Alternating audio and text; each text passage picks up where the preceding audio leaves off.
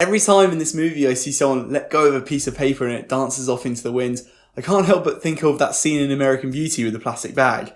And then I can't help but think about Family Guy. Sometimes there's so much beauty in the world it makes my heart burst. It's just some trash blowing in the wind! Weird, I never thought I was going to make a connection between Violet Evergarden and Family Guy.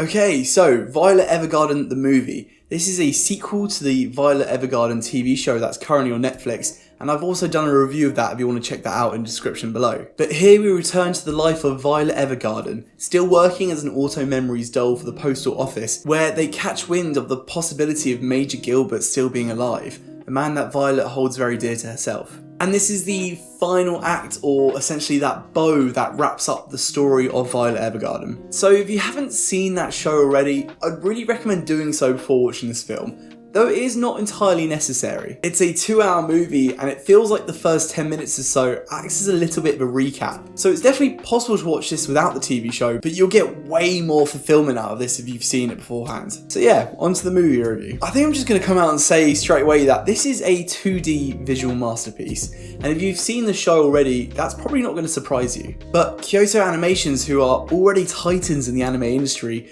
pull out all the stops for this film. But like I've said already, this is essentially an extension to that first series, so everything that you experienced in that TV show you can expect to experience here as well. But it just feels like everything's got a bigger impact. It is a long movie, over 2 hours, and it feels like a bit of a two-parter. The first half of the movie being what feels like essentially an extended episode, and the second half finally diving into that deeper story that we were looking for. There certainly is a payoff with the structure that they formed here. The first hour did leave me concerned, thinking it was a weird angle to come into this storyline with. But once you hit that halfway mark, this ride is just an emotional roller coaster all the way to the credits. This movie really wants you to break down into tears. Unsurprisingly, if you've seen the show already, but the bottom line here is that the payoff that we get at the end here is really well done. I know with a lot of anime shows and movies, there tends to be this case of leaving things open-ended or up for interpretation, and I'm glad to say it's definitely not so much the case here. It's conclusive, it's emotional, and I think it's the finale that most of us wanted to see. They certainly could have spoon-fed us a little more at the epilogue though. It felt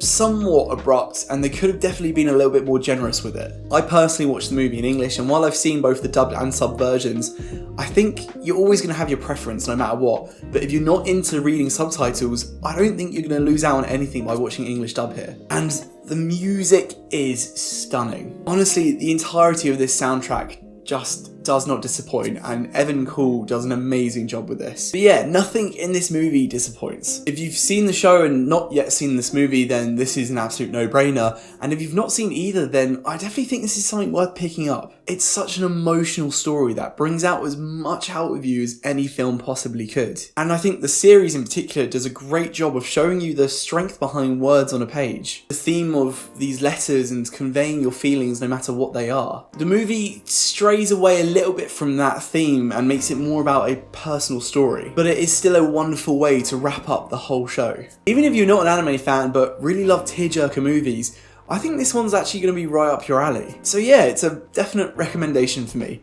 But it's been out for a while already, it's on Netflix at the moment, it came out late last year, so maybe you've already seen it, and if you have, you thought differently, and let me know what your thoughts are in the comments below. If you liked this video, please feel free to leave a like and subscribe, it always helps me out, and as always, stay tuned for more reviews on movies, anime, and video games. Until next time guys, take care, bye bye.